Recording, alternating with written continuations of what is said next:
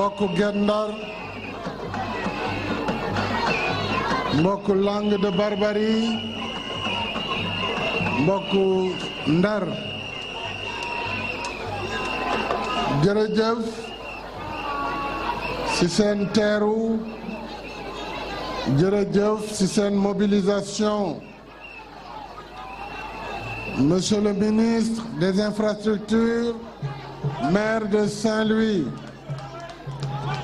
Monsieur le ministre des Collectivités territoriales, du Développement et de l'Aménagement des territoires, Madame le ministre de la Santé et de l'Action sociale, Monsieur le ministre des Transports aériens et du Tourisme, Mesdames et Messieurs les ministres, Madame le gouverneur de Saint-Louis, Mesdames, Messieurs les préfets et sous-préfets, Monsieur le président du conseil départemental de Saint-Louis, Monsieur le chef du service de coopération et d'action culturelle de l'ambassade de France, représentant l'ambassadeur,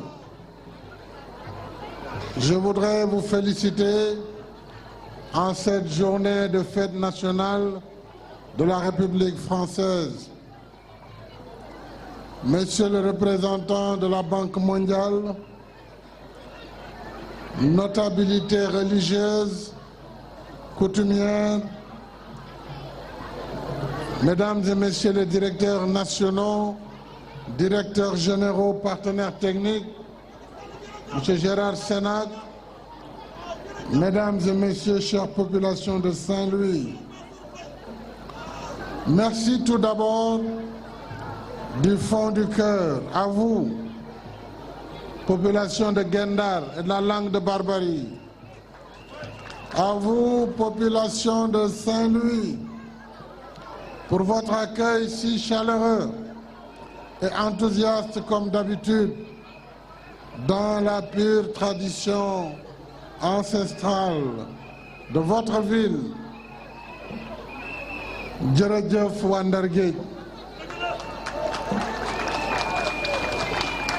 Après l'inauguration des hôpitaux de Kaffrine, Sédhiou, Kédougou, Touba, Agnam, après le lancement du chantier de l'hôpital de Tivaouane le 25 juin dernier, de l'hôpital de Ourossogui, le temps de l'action continue au service de la santé de nos populations, avec le lancement du chantier de l'hôpital de niveau 4 de Saint-Louis, que j'ai baptisé hôpital Maître Alioune Badara Cissé, un digne fils de Saint-Louis, un digne fils de Guet Ndar, un digne fils du Sénégal. Je voudrais exprimer à nouveau à sa famille toute ma compassion. Nous avons ensemble perdu un être cher, un compagnon de lutte et un patriote. Puisse Dieu le miséricordieux puisse lui accorder sa grâce infinie et l'accueillir en son paradis céleste. Cet hôpital de Saint-Louis est le tout premier hôpital de ce niveau au Sénégal. Saint-Louis mérite cet important investissement dans le cadre de l'axe 2 du plan Sénégal émergent, consacré au capital humain, à la protection sociale et au développement durable. Axe 2 dont la santé est une composante essentielle. Le nouvel hôpital Alioune Badara Cissé, qui sera érigé ici, traduit notre engagement pour l'équité territoriale par l'accès aux soins de tous. Il sera construit sur une grande superficie pour une capacité de 400 lits et un coût total de 72 milliards 130 millions de francs CFA. Jamais le Sénégal indépendant n'a construit un hôpital de ce coût. Il comprendra plusieurs services et les Saint-Louisiens n'auront plus besoin de quitter Saint-Louis pour des soins, pour aller à Dakar, en Europe ou ailleurs.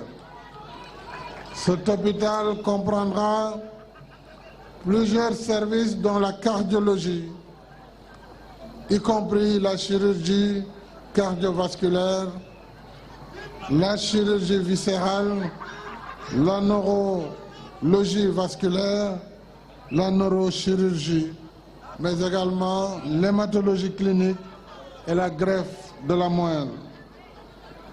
Mais également, cet hôpital aura des unités en cancérologie complète. S'y ajoute un centre de grands brûlés associé à la chirurgie reconstructive. Mais également, il y aura dans cet hôpital des équipements pour la transplantation des organes, la médecine nucléaire, la radiologie et la bronchoscopie interventionnelle, l'imagerie médicale et l'aide au diagnostic, entre autres.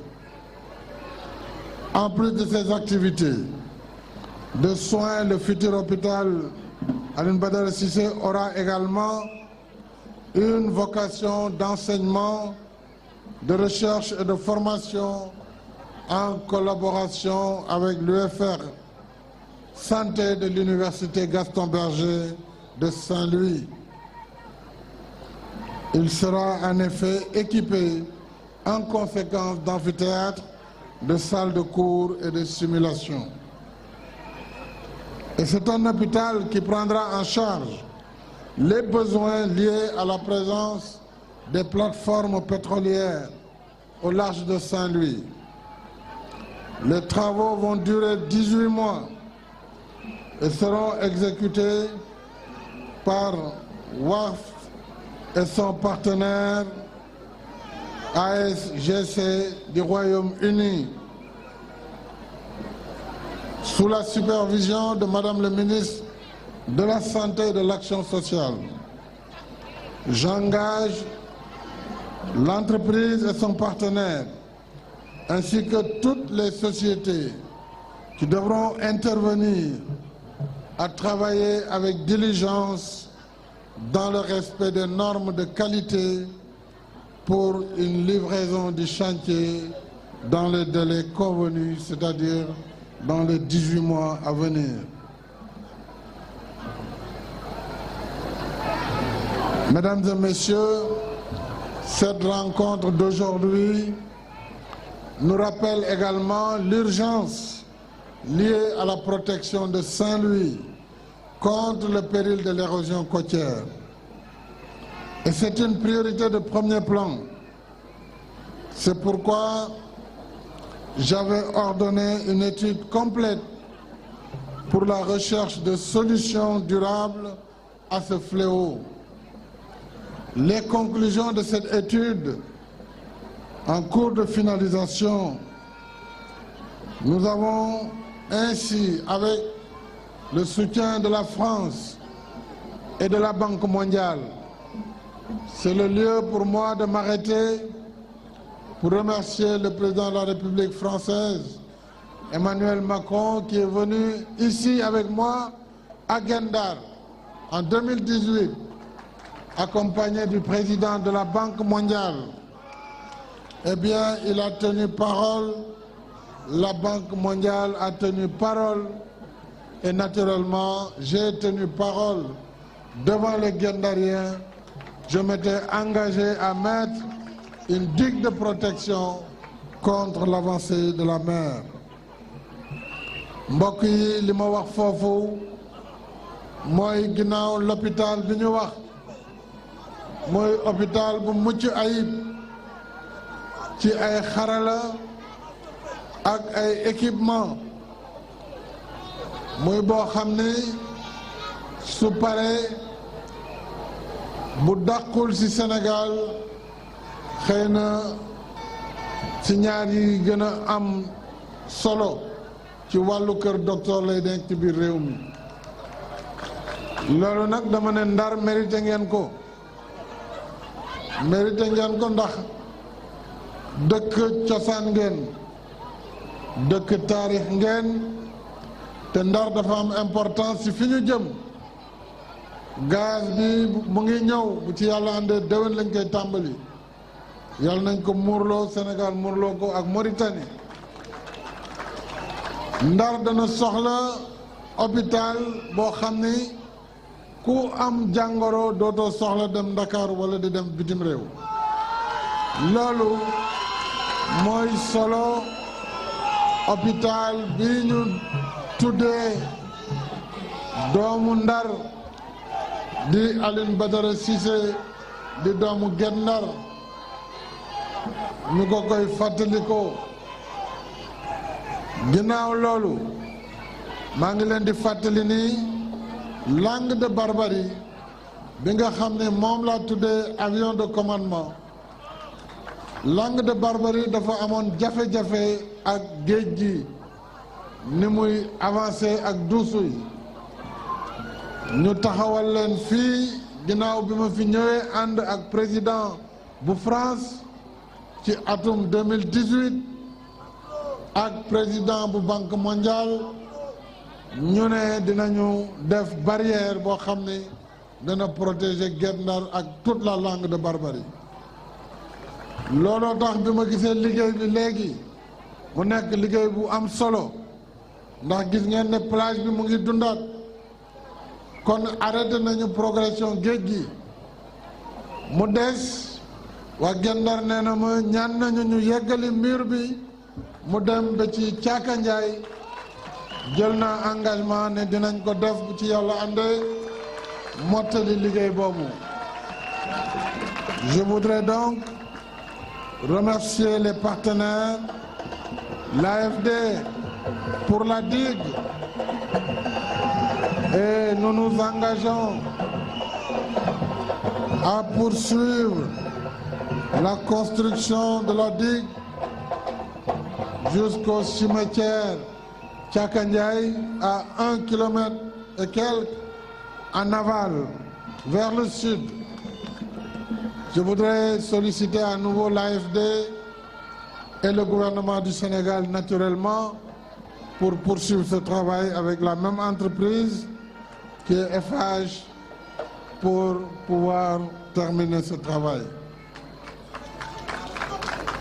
Mais nous avons également, au-delà de la protection côtière, engagé des travaux pour le relogement des familles qui ont perdu leur maison grâce au concours de la Banque mondiale.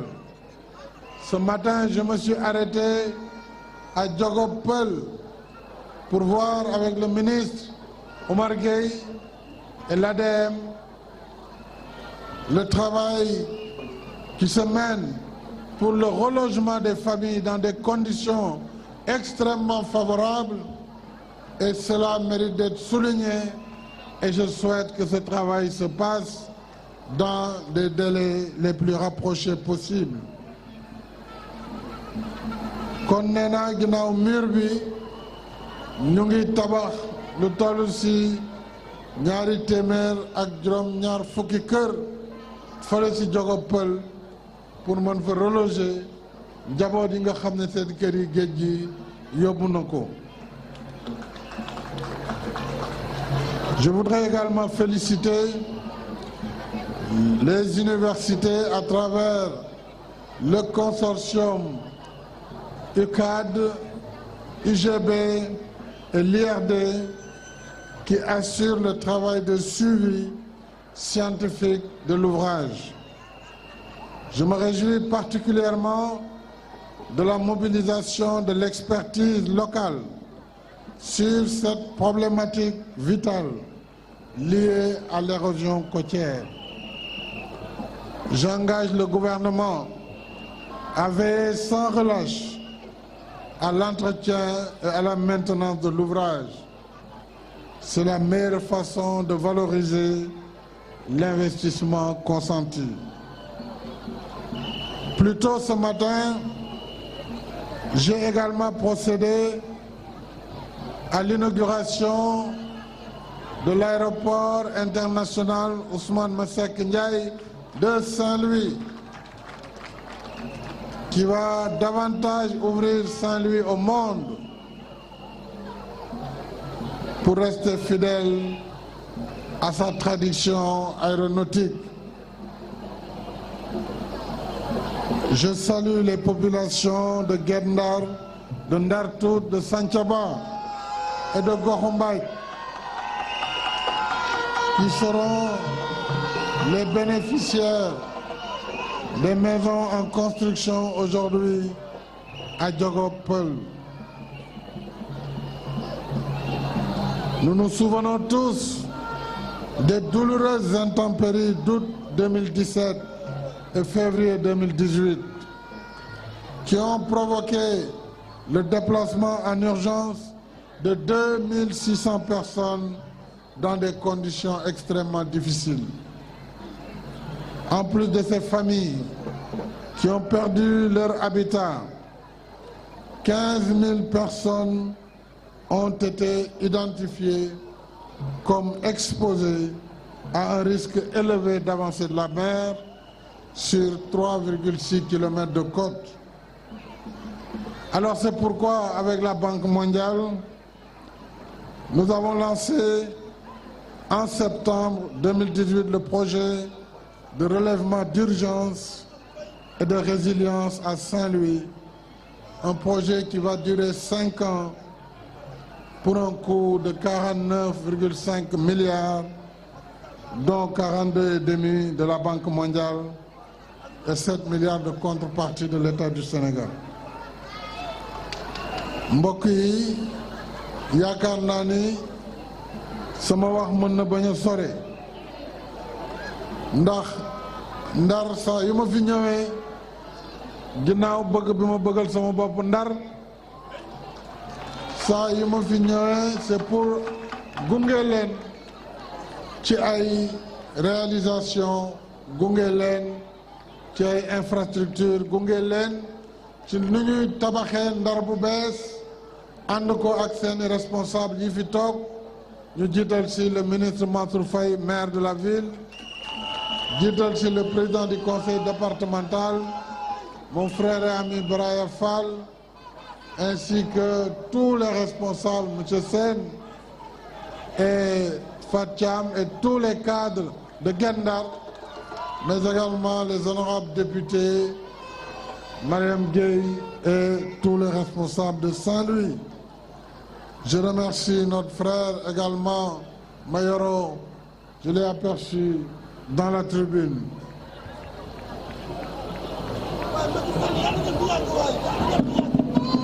Pour terminer, fi may jeexale nag mbokku Guet Ndar mooy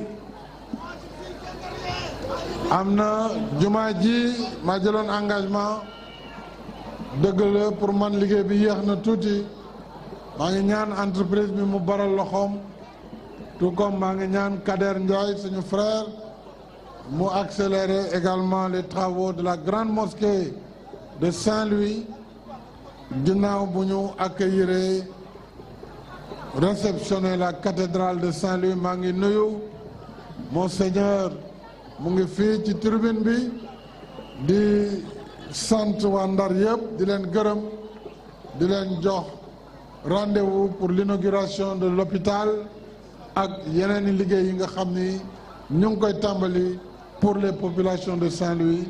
jërë ngeen jëf wasalaam.